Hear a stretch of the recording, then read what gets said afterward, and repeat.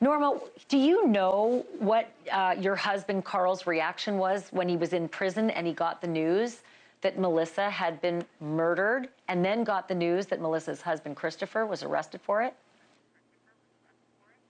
Well, he was devastated when he found out she had been murdered, but he was deliriously happy as soon as he found out Chris had been arrested.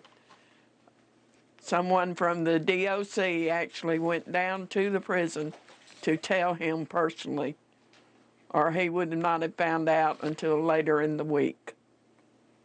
And he was just jumping up in joy and called me as soon as he could get to the phone. As soon as they turned the phones on, he called me to tell me that he knew.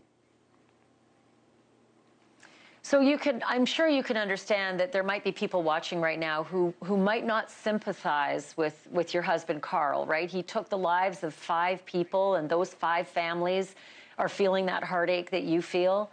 And they might not sympathize with you either, right? Because you were an accessory afterwards. Right. You had helped him, and you admitted to that. How do you process that? Do you understand how people might not feel sympathetic to you or Carl for having lost your daughter? They might just say, gosh, that's karma. Well, I imagine some people will think that, and I guess to a certain extent, that's probably true. But there again, it just showed us what we put the other families through, and nobody deserves that. Those families didn't deserve it, and we don't deserve it either. Do you think Carl has changed because of it? He changed long before he got locked up for the murders. He changed almost immediately as soon as it was done in the 70s. He had already changed, and he's changed even more since he's been locked up with having to deal with the situation with Melissa and her death, and not being able to go to the cemetery and put flowers on the cemetery for his daughter. I'm the only one, along with my daughter, her older sister, can do that. We go to the cemetery on a regular basis. And we went to the cemetery last week and shouted out to her that we got him. Do you, I'm trying to put myself in your shoes. Do you think about the family members of the victims of Carl, of your husband, and the family members of the victims of your actions as well? Do you think about them and want to reach out to them because you now understand exactly the pain that they're going through?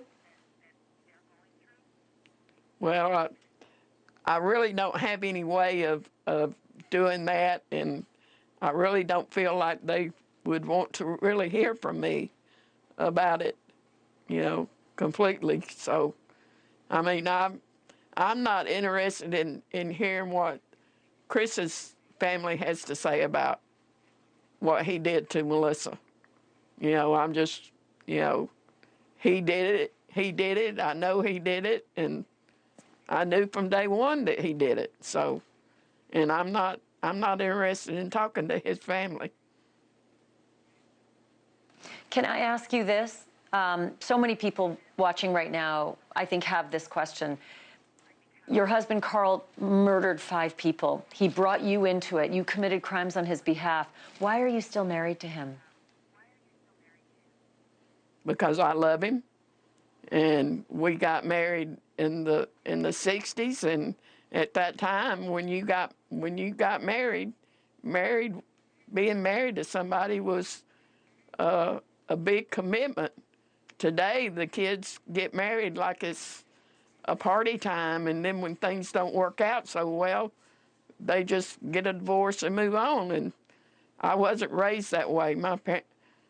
I lived my childhood with my parents being married, and that's the way I raised my kids.